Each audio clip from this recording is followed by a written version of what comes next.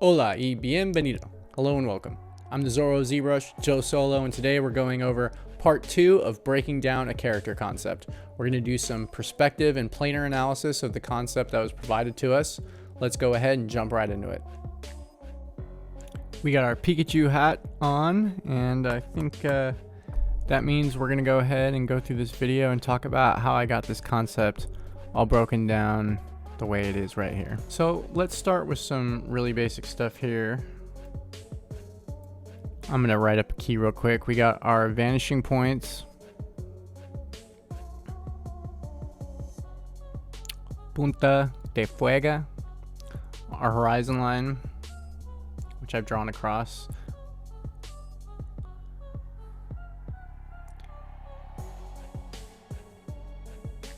línea del horizonte,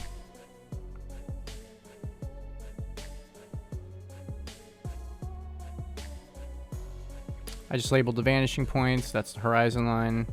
And what I'm doing now is I'm getting the layout of a really big box going to the vanishing points I have set up in the scene.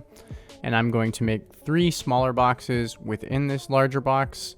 It's going to be a box that's above the horizon line, on the horizon line, and below the horizon line.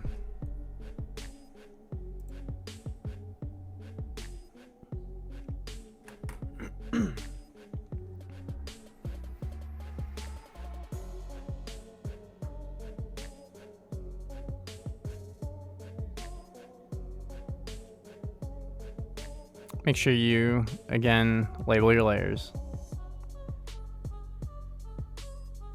So these red lines are my guidelines.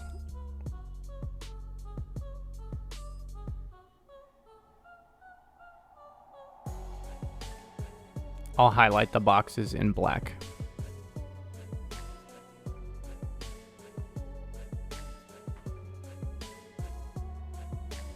We're tracing out our boxes. Here's the box that is above our horizon line. Here's the box that's on the horizon line.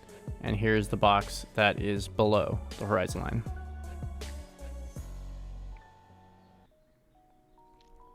We're going to label the sides of our boxes so we're all on the same page. Front is going to be green. The side is going to be this orange color. The top is going to be, what is that? That royal blue color. And the bottom is going to be sort of this teal blue.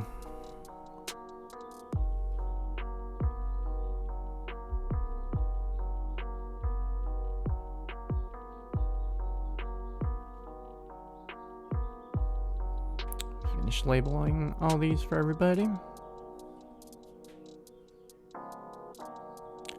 My Spanish is terrible. I'm trying to brush up and get better. We'll see how that goes. I'm just going to get my front planes called out here. I'm just using the lasso tool to fill all this stuff in real quick. Just sort of cleaning it up.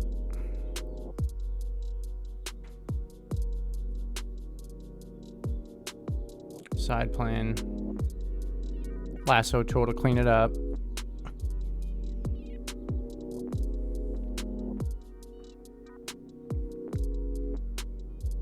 Get that bottom plane in there.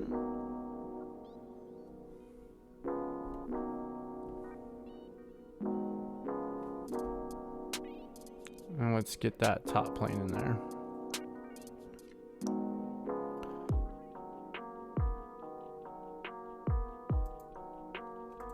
Get these all labeled up.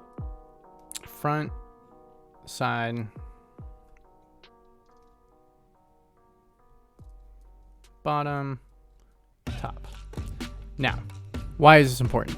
Because that character concept was drawn in sort of an imaginary perspective box, and that character and its box are going to vanishing points on the horizon line. When you have a better and firmer understanding of perspective and where the character or object is on the horizon line, you'll be able to figure out whether you see the top of the character or the bottom of the character. And if you see the top of the character's head, you'll know, okay, they must be below the horizon line. If you see the underside of their chin, they must be above the horizon line. if they're on the horizon line, you're not going to see the top or the bottom of their head or their shoulders or their feet. They're just going to be boom, right on the horizon line, like our middle box, and you'll only see the front and the side. So let's go ahead and break this down with our character. Oh, look. I'm going to label everything. Below the horizon line, top view. Above the horizon line, bottom view. On the horizon line, only front and side.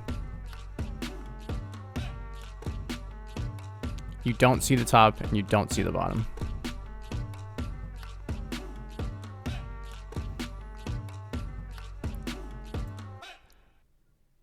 So this concept artist actually did us a favor really early on.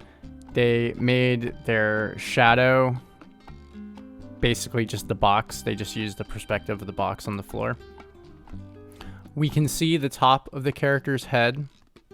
We can see the top of the lion's head. We can see the top of the shoulders. We can see the top of this waist.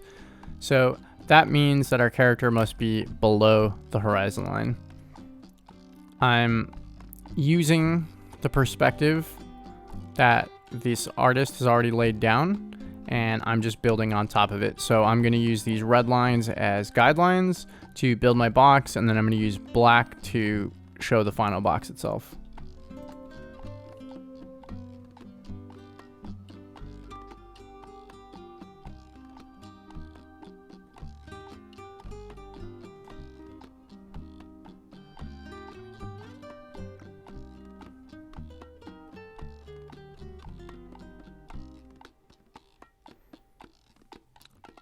Making sure that my lines just go across and that nothing's all wonky.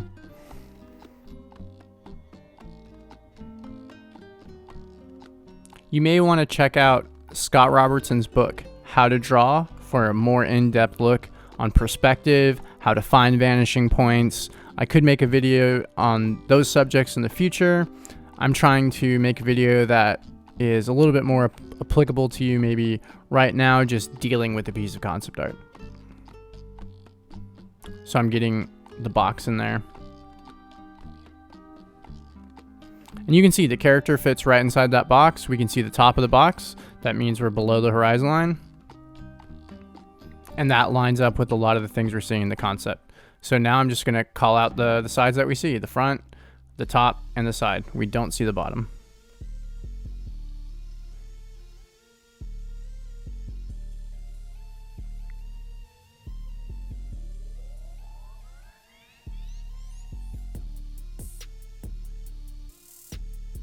Now, if you keep this in mind whenever you're working on a concept, you're gonna have a good time. But seriously, it's gonna help you in the long run if you can break things down as boxes when you look at them and just understand where they are in space and where their perspective is. It will keep you from getting confused, and it'll help you identify exactly what it is you're seeing. A big indication of where a form is turning is on either a highlight or a core shadow. Those usually have it on corners.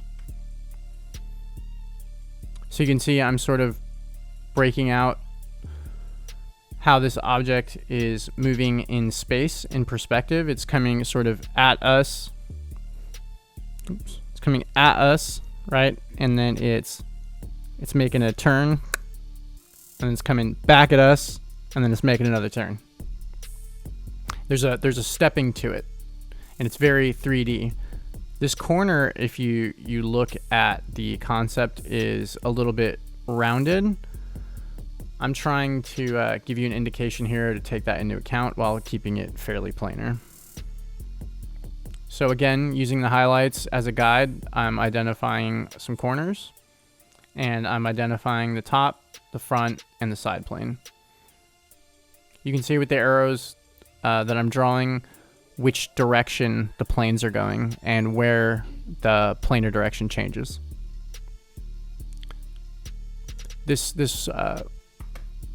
roundish piece of armor is still contained in a box. That box just bows out a little bit, as I'm going to draw here. See, it just bows out like a barrel just a little bit. You still have a clear front and a clear side, even though it's round and the corner is a little bit hard to observe.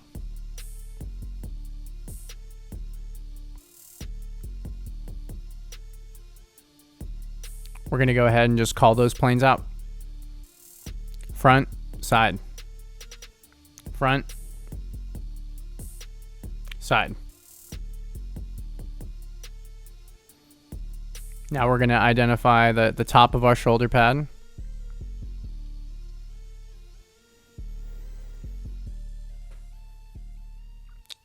I'm taking a minute to identify the perspective of the helmet. Now the helmet's got these round bits, but they still fit inside a box. This is why it's important to understand and practice ellipses. I make kind of a mistake here, but I correct it. So the side of the helmet is correct. That's the side. Those visor pieces, though, those are actually the top view. The mask, we see the front. We do see some of the front of the helmet, but we also see some of the top of the helmet. That's how we know that the character is below the horizon line, and they're like just below the horizon line because we barely see the top.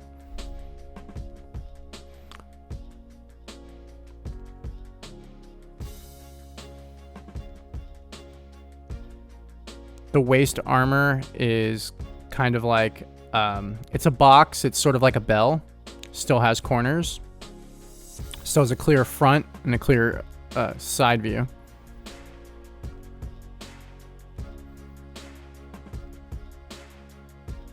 Front, side, and these are just boxes going back in perspective.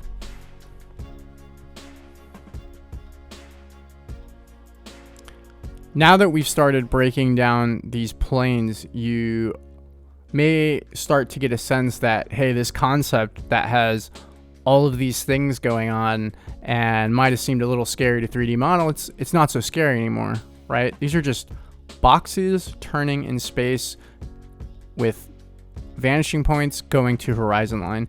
A lot of this concept all shares the same vanishing point. Now, some of these objects, like the arm here, they don't share the same vanishing point as the rest of the piece.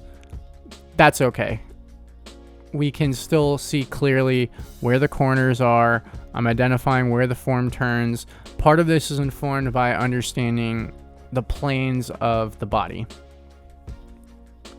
There are things that you can just go ahead and assume when you understand the planes of the body. Let's open up Photoshop and we'll talk about what I mean.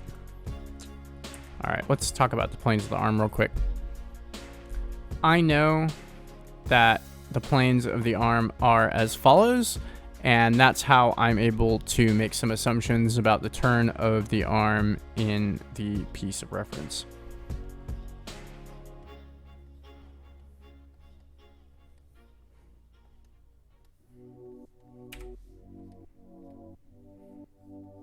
Now, I know that the arms are built sort of similar to a chain link structure.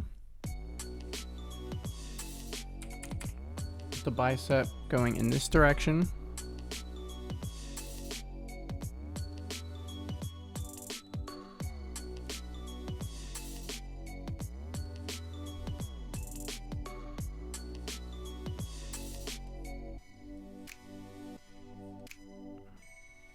And the lower arm finding a slightly different direction. Here, let me clean this up.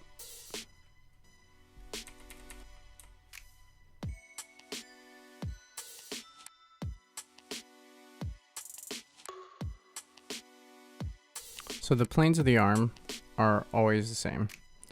The arm turns in space, but the planes never change. The only exception is the hand, because the radius and the ulna cross over one another. The perspective on the lower arm, it's not so much that it changes, but it goes into a twist. So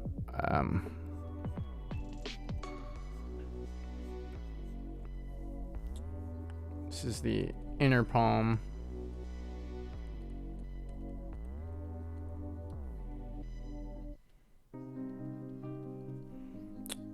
World's crappiest thumb.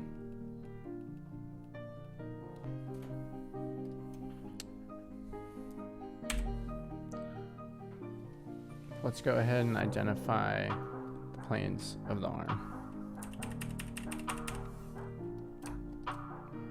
Staying true to our demo from earlier, we have the front plane here.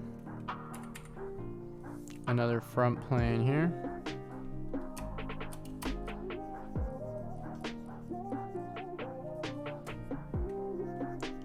Another front plane there.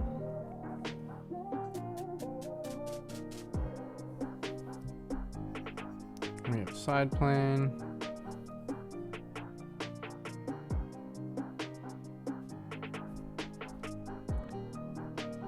And a side plane. And a side plane. And a side plane. And then a front plane.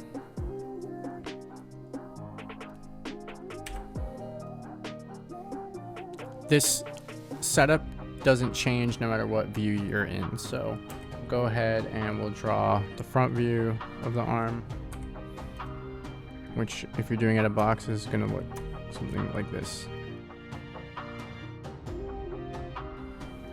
I'm going to give this just a little bit of faked perspective so you can kind of see.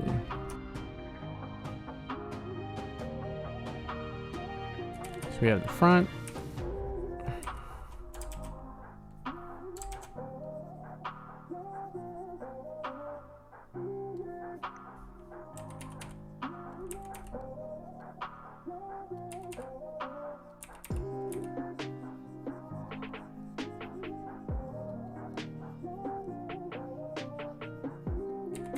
And then in this case, it's the bottom plane. Oops.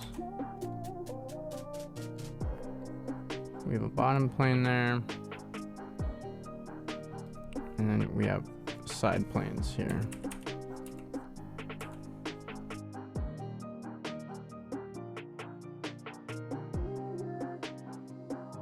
All right. Now let's get our planar indications here so we can fully understand. Wait, as we can see, no matter whether it's in the front or a 3/4, front, front, front, front,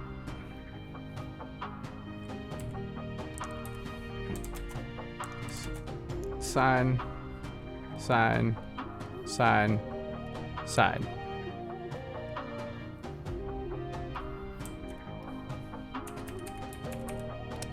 Bottom planes.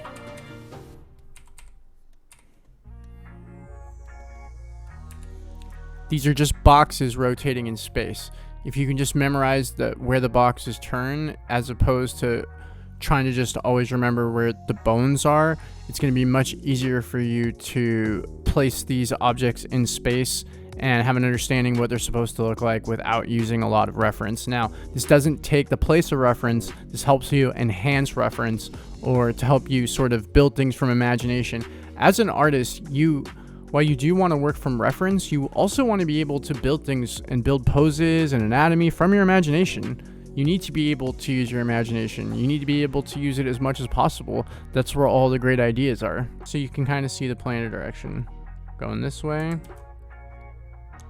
Shooting this way, going back down. Here we're going this way, going back this way. If you buy books by Bern Hogarth, Steve Houston, Michael Hampton, if you look into Marshall Vandruff, Charles Hugh, you're going to learn a lot about how to break down the planes of a person or an object. Being able to break an object down in planes and perspective is probably one of the most important skills you can have as an artist, a 3D artist, a 2D artist, any kind of artist. It's a skill that benefits me every single day and a skill that I'm constantly trying to get better at. It's important to be able to draw so you can do these kinds of breakdowns. It's one thing to understand and watch something. It's another thing to be able to execute it and execute it just as firmly as the person as in the video that you just watched or the tutorial that you just saw. All right, now that we've taken this detour, let's go ahead and get back to our video. You can see all I'm doing is breaking down planes, and I am just matching the 3/4 arm that I drew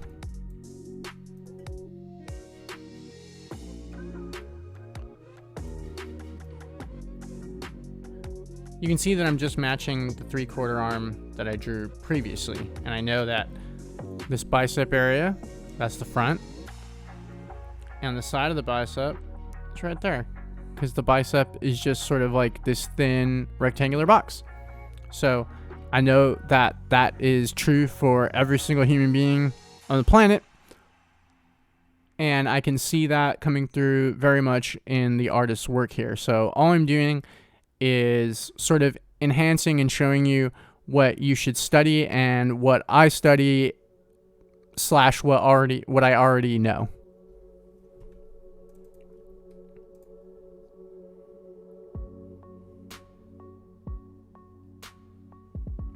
There's a highlight on the shoulder, or that side piece here, that tells me that that's most likely a plane change.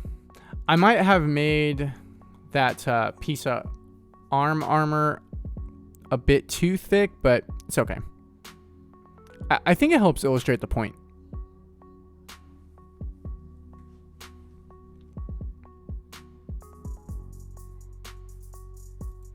The legs here, you're watching me build a shape right now that may feel a bit confusing.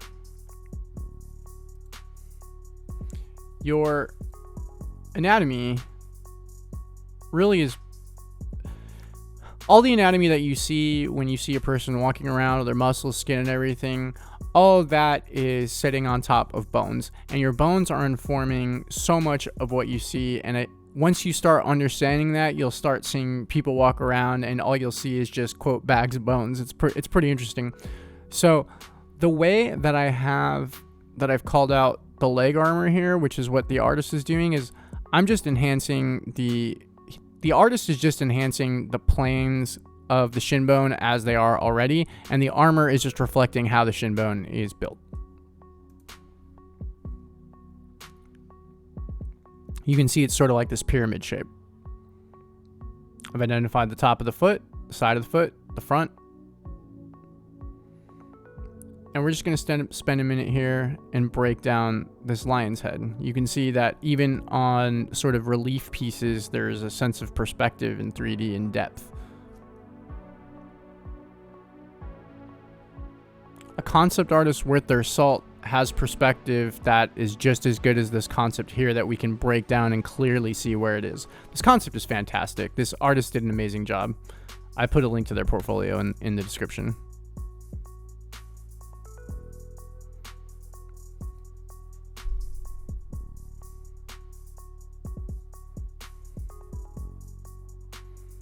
Breaking down sort of the box perspective of the weapon. Remember, cylinders fit inside of boxes. Ellipses fit inside of squares. All I'm doing is illustrating on a very basic level that there is a top of this piece and there is a side. I believe we're about to conclude. Yeah, so this was the basic planar breakdown of this piece of concept art. I think this combined with the first part is really going to help you identify any mistakes that you have made. There is one more part that's coming, the extra special part. It's just some last minute things to help you read this concept a little bit better, and a way to use this workflow in 3D in ZBrush, because that's why we're here, right? It's time for sculpting in ZBrush. So in the next video, I'm going to show you how to apply some of this stuff in ZBrush, and I think that's it. That concludes part 2 of our video. Stick around for part 3 coming in the next week or so. If you like this video, please hit the like button, subscribe, hit the bell for notifications, and I'll see you guys next time. Peace.